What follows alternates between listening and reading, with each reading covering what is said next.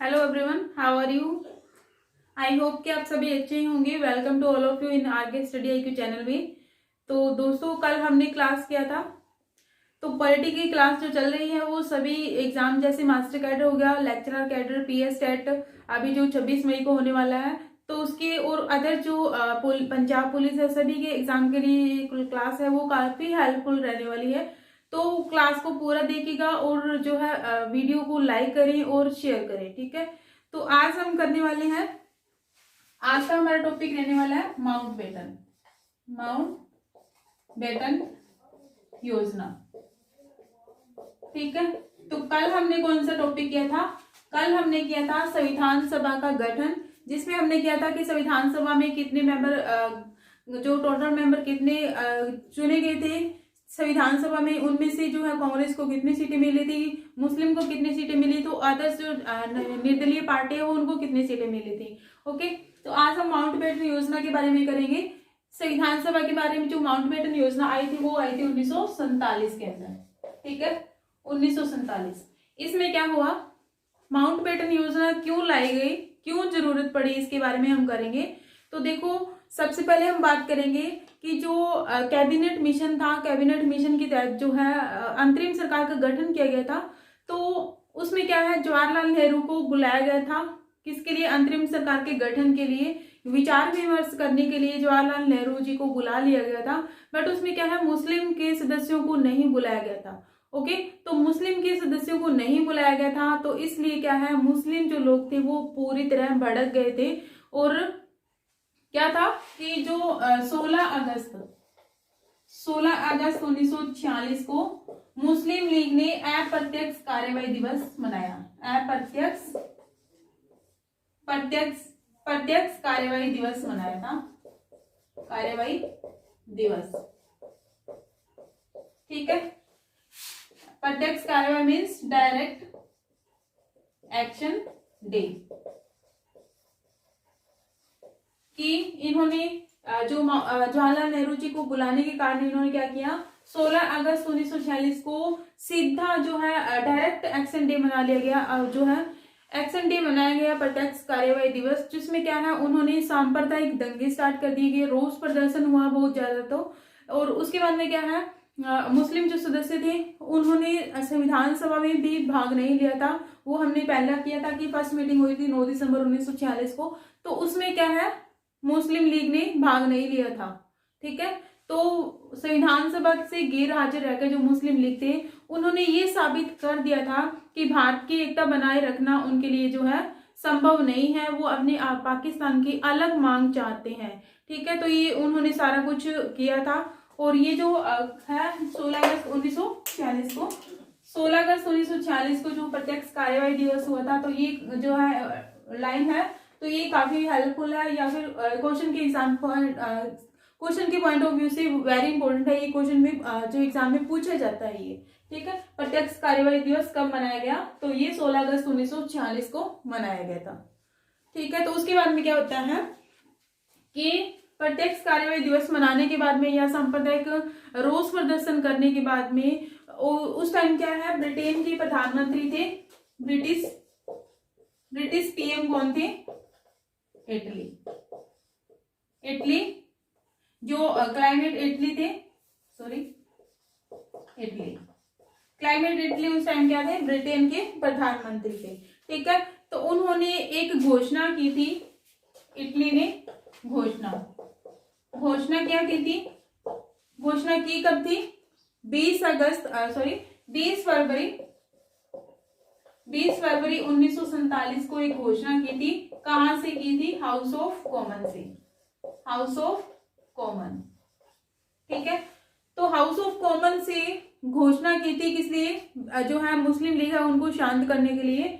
उन्होंने कहा कि जो ब्रिटिश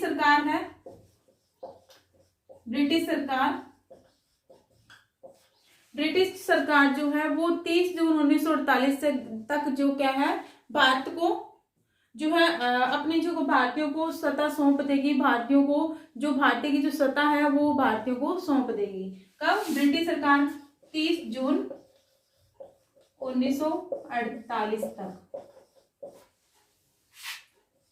सत्ता जो है, सत्ता भारतीयों को सौंप देगी। ठीक है, तो ये जो है इसमें क्लाइमेट थे प्रधानमंत्री, तो उन्होंने घोषणा की थी 20 फरवरी 1947 को हाउस ऑफ कॉमन से, और इसमें ये कहा गया था 30 जून 1948 तक जो है भारत को आजादी दे दी जाएगी, भारत जो है पाकिस्तान या फिर उनको अलग बना सकते हैं अपने पाकिस्तान। ठीक है, तो इसमें क्या है, तो ये जो सत्ता है ब्रिटिश सरकार ने ये कह दिया था कि सत्ता भारतीयों को सौंप दी जाएगी। तो इस टाइम क्या थी, ब्रिटेन के जो यहाँ पे वायसरॉय थे भारत के अंदर, वो थे वेवल। तो वेवल की जगह सत्ता सौंपने के लिए क्या है, सत्ता सौंपने के लिए, सौंपने के लिए वायसरॉय कौन थे इस time, viceroy Wavell. Viceroy Wavell की जगह किसे नियुक्त किया गया, वेवल की जगह किसे नियुक्त किया गया, लॉर्ड माउंटबेटन को, जगह लॉर्ड माउंटबेटन को नियुक्त किया गया, नियुक्त। ठीक है, तो वायसराय जो थी वेवल की जगह किसे नियुक्त किया गया था, लॉर्ड माउंटबेटन को। किस लिए, भारतीय जो सत्ता सौंपने के लिए। ठीक है, तो इसमें क्या है कि जो है वायसराय है, लॉर्ड माउंटबेटन है, इनको भारत भी कब भेजा गया था, भारत भेजा गया था, भारत भेजा कब, 24 मार्च को, 24 मार्च 1900 जो है 47 है, तो 24 मार्च 1947 को लॉर्ड माउंटबेटन है, उनको भारत में भेज दिया गया था। तो क्या हुआ कि जो 24 मार्च 1947 के बाद में लॉर्ड माउंटबेटन भारत आए थे, तो उन्होंने क्या किया कि जो भारत की जो स्थिति है कि मुस्लिम जो लोग हैं कैसे रह रहे हैं और भारतीय जो लोग हैं वो आपस में जो है उनकी बनती है या नहीं बनती है, तो उन्होंने सारा जो है कहानी देखी, यहाँ पे सारा दृश्य देखा। तो उसमें उन्होंने देखा कि जो है मुस्लिम और जो कांग्रेस है वो इकट्ठा नहीं रह पा रहे थे, आपस में जो रोष प्रदर्शन हो रहा था, सांप्रदायिक दंगे हो रहे थे।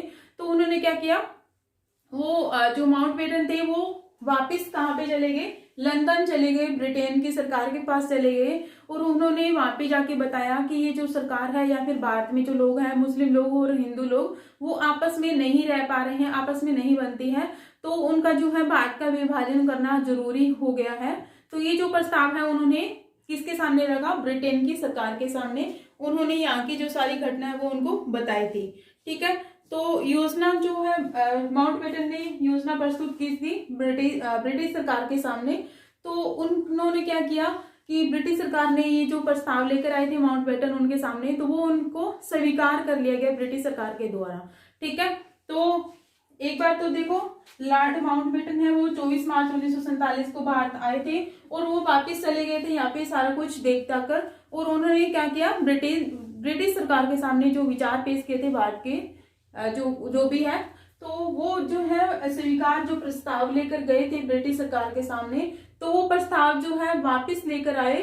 कब आए थे वो वापस जो आए थे वो आए थे 31 मई 1947 को। ठीक है, कब आए थे, 31 मई को, 31 मई 1947 को। पहली बार भारत में कब आए थे, 24 मार्च 1947 को, और फिर लंदन चले गए थे, और उसके बाद में जो प्रस्ताव वहां पे ब्रिटिश सरकार के सामने पेश करके वहां से स्वीकार करके भारतीय विभाजन के बारे में, तो 31 मई 1947 को दोबारा भारत आए, दोबारा भारत आए। ठीक है, तो यहाँ तक आपको समझ में आ गया होगा कि भारत में जो वापस कब आए थे, पहली बार कब आए थे, 24 मार्च 1947 को, दोबारा 31 मई 1947 को आए थे। तो इन्होंने क्या किया माउंटबेटन ने कि अपनी जो योजना थी, अपना जो प्रस्ताव था वो भारतीयों के सामने प्रस्तुत किया था। ओके, आगे की कार्रवाई हम देखते हैं कि कैसे हुआ था।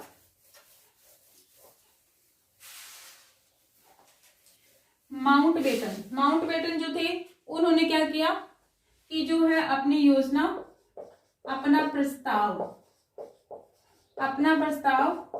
प्रस्तुत किया। कब किया गया था, कब किया, 3 जून को, 3 जून 1947 को। ठीक है, तो इन्होंने माउंटबेटन ने 3 जून 1947 को इस प्रस्ताव को पेश किया गया था। तो इसे जो है क्या क्या नाम दिए गए हैं, तो इसे तो एक कहा जाता है माउंटबेटन योजना, माउंटबेटन योजना, इसके अलग अलग नाम है वो आपको पता होना चाहिए। ओके, माउंटबेटन योजना। उसके बाद में आता है 3 जून योजना, 3 जून योजना। तीसरे नंबर पर आता है मनपाटन योजना, मनपाटन योजना।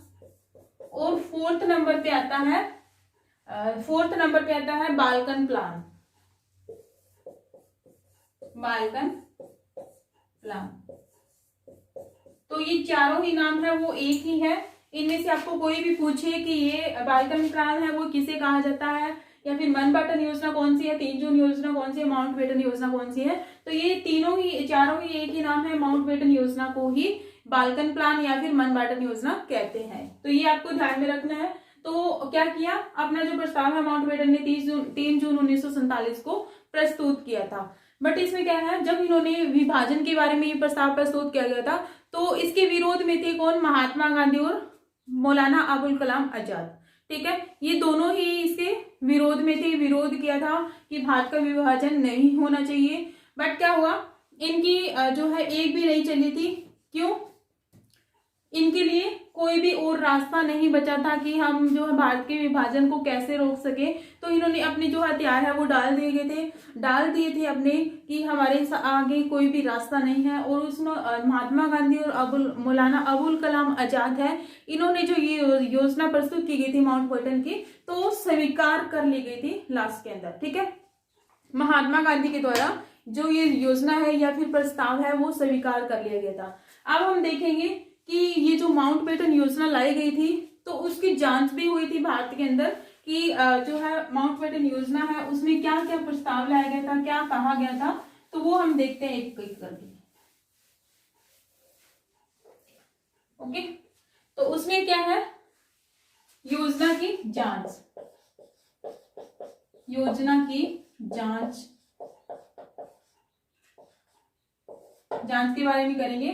तो इसमें क्या है, योजना की जांच किसने की थी या फिर कब की गई थी।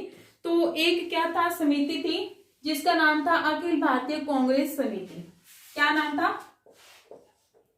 अखिल भारतीय कांग्रेस समिति। तो अखिल भारतीय कांग्रेस समिति जो है वो इसकी जो है कांग्रेस समिति है, इसकी जो अध्यक्षता की थी, अध्यक्षता कांग्रेस समिति की जो बैठक हुई थी उसमें अध्यक्षता की थी किसने, जेबी कृपलानी ने, जेबी कृपलानी की अध्यक्षता के अंदर क्या है, अखिल भारतीय कांग्रेस समिति की बैठक हुई थी, की समिति की बैठक हुई थी। और बैठक जो हुई थी वो हुई कब थी, बैठक हुई थी वो हुई कब थी, वो हुई थी 14 जून 1947 को। बैठक कब हुई थी, 14 जून 1947 को। 3 जून 1947 को तो जो माउंटबेटन योजना प्रस्तुत की गई थी, तो उसमें क्या है, बैठक में जो है अखिल भारतीय कांग्रेस समिति की बैठक हुई थी 14 जून 1947 में, जिसकी अध्यक्षता किसने की थी, जेबी कृपलानी ने। और जो बैठक हुई थी वो हुई कहां पे थी, वो हुई थी दिल्ली के अंदर, दिल्ली में। ठीक है, इसलिए योजना की जांच करने के लिए कि जो माउंटबेटन ने योजना प्रस्तुत की है वो कैसी है, उसमें क्या क्या कहा गया था। ठीक है, तो इसमें इस समिति की बैठक हुई थी नई दिल्ली में 14 जून 1947 में। तो अब क्या है, बैठक में जो प्रस्ताव प्रस्तुत किया गया था, बैठक में कहां पे बैठक हुई थी, नई दिल्ली में। तो प्रस्ताव की जो हेडिंग थी, हेडिंग क्या थी, हेडिंग थी उसकी भारत विभाजन। ठीक है, तो इसको जो है प्रस्ताव जो था उसको प्रस्तुत किसने किया था, प्रस्ताव को प्रस्तुत किसने, बैठक में जो अखिल भारतीय कांग्रेस समिति की बैठक हुई थी, प्रस्ताव को प्रस्तुत किसने किया था या फिर पेश किसने किया था, वो किया था गोविंद वल्लभ पंत ने, गोविंद वल्लभ पंत ने। ठीक है, तो इस जो है प्रस्ताव की हेडिंग क्या थी, भारत विभाजन, और इसको जो प्रस्तुत किसने किया था, गोविंद वल्लभ पंत ने। अब हम देखेंगे कि जो ये योजना प्रस्तुत की गई, प्रस्ताव प्रस्तुत किया गया था, तो उसमें कौन कौन इसके सपोर्ट में थे, कौन इसको स्वीकार किया था, किसने इसको अस्वीकार किया था। ठीक है, तो पहले हम देखेंगे कि सपोर्टेड मेंबर कौन कौन से थे, सपोर्टेड मेंबर्स। ठीक है, तो इसमें जो पहले नंबर पे आते हैं वो है जवाहरलाल नेहरू। ये जो क्या है इस प्रस्ताव के सपोर्ट में थे। और दूसरे नंबर पे आते हैं सरदार वल्लभ भाई पटेल। और तीसरे नंबर पे आते हैं मौलाना अबुल कलाम आजाद। मौलाना, इसको हम शॉर्ट में लिखेंगे मौलाना आजाद। ठीक है, तो ये तीनों जो मेन थे मेंबर्स, तो ये जो तीनों है वो सपोर्टेड में थे, इनकी जो सपोर्ट में थे। ओके, किसके, प्रस्ताव के। अब हम देखेंगे जो सपोर्ट में, नो सपोर्ट में कौन नहीं थे, नो सपोर्टेड मेंबर।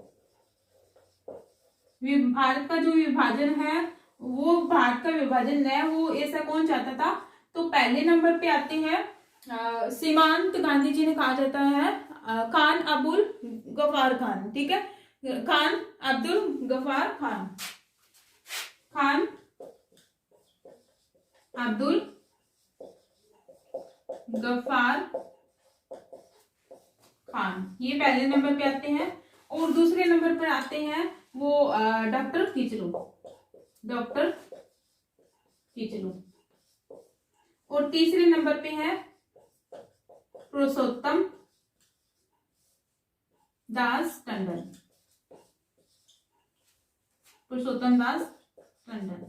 ये तीनों ही मेंबर जो थे इसके विरोध में थे प्रस्ताव के। ओके, तो इतना हमने देख लिया है। अब हम करेंगे कि जो योजना जो प्रस्तुत की गई थी, तो उसके तहत वो प्रावधान क्या क्या किए गए थे, वो हम एक एक करके देखेंगे।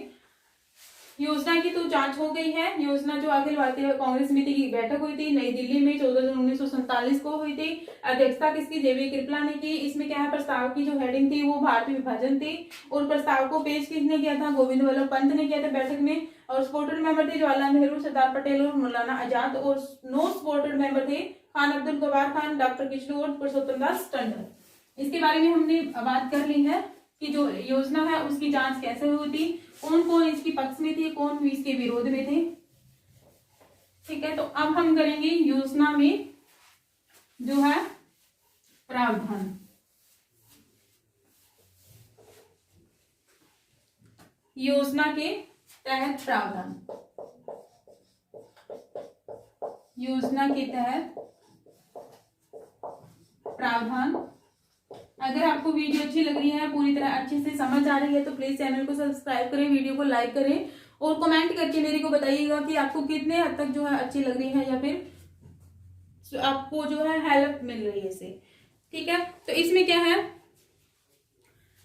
जो ब्रिटिश सरकार ने ये प्रस्ताव लाया गया था, योजना लाई गई थी, तो ब्रिटिश सरकार ने भारत को बांटने की बात कही थी। भारत विभाजन, पहली बात तो यही थी, मेन जो फंडा था इसमें मेन बात थी भारत विभाजन।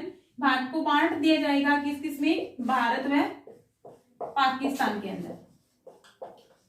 ठीक है, पहली बात तो ये कही गई थी। दूसरी बात इसमें ये कही गई थी कि जो देसी रियासत है, देसी रियासतें हैं, वो क्या है, वो इनमें से किसी में भी शामिल हो सकती है अपनी इच्छा के अनुसार। कैसे, भारत में या फिर देसी रियासतें, जो देसी रियासत है, देसी रियासत दोनों में से किसी में भी शामिल हो सकती है, ठीक है। देसी रियासतों को ये इच्छा अनुसार दे दिया गया, देसी रियासत दोनों में से किसी में भी शामिल हो सकती है, ये इसका दूसरा पॉइंट था। और उसी के आगे क्या है, कांग्रेस और मुस्लिम लीग जो थे सभी दल जो है कांग्रेस और मुस्लिम लीग दोनों ही इस प्रस्ताव से सहमत थे, दोनों ही सहमत हो गए थे। और उसके बाद में क्या हुआ कि ब्रिटिश संसद ने इस जो योजना को व्यवहारिक रूप दे दिया गया था। ओके, तीसरा पॉइंट लिखिएगा, भारत व मुस्लिम दोनों सहमत थे, दोनों प्रस्ताव से सहमत थे। और उसके बाद में क्या है, ब्रिटिश सरकार थी, उन्होंने क्या किया, इस प्रस्ताव को व्यवहारिक रूप देने के लिए इसका नाम क्या रख दिया गया, भारत शासन जो अधिनियम है या फिर भारतीय स्वतंत्रता अधिनियम 1947 पारित कर दिया गया। ब्रिटिश सरकार द्वारा क्या कर दिया गया, भारतीय स्वतंत्रता अधिनियम 1947 जो है वो पास कर दिया मीन्स जो है अधिनियम बन गया, तो ये एक्ट बन गया। इस एक्ट के तहत जो है भारतीय लोगों को स्वतंत्रता मिल गई थी कब, 1947 के अंदर। तो ये अधिनियम जो ब्रिटिश सरकार में पेश किया गया था, तभी हमें जो स्वतंत्रता मिली थी। किसकी देखरेख में, या ये जो है सारा कुछ है माउंटबेटन योजना या फिर माउंटबेटन की देखरेख में ही हुआ था। हमें जो स्वतंत्रता मिली थी वो लास्ट में भारतीय स्वतंत्रता वो माउंटबेटन के रहते हुए ही मिली थी। वाइसरॉय उस टाइम थे माउंटबेटन, ठीक है। तो ये हमने क्या किया, आज जो टॉपिक है आज वाला वो कंप्लीट होता है।